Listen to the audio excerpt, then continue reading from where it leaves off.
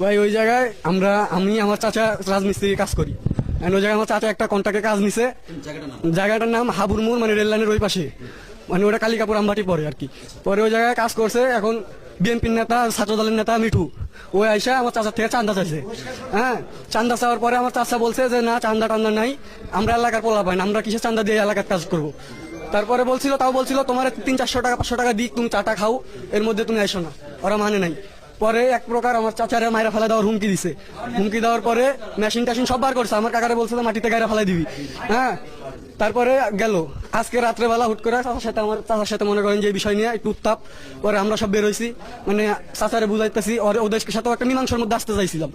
তারপরে ওরা এক প্রকার মিঠু পোলাপান নিয়ে এসে হাইসা মাইসা র্যাবিস্টিক, তারপরে মেশিন টাশিন এসব নিয়ে এসে আমার ওই 2 চাচারে আহত করে দিছে।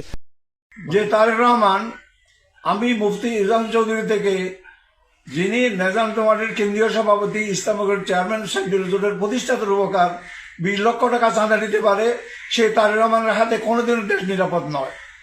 আল্লাহর ওয়াস্তে এই ধরনের চাঁদাবাজদের হাতে দেশ সুবর্দ করে দেশটাকে ধ্বংসের পথে ঠেলে দিয়েন না।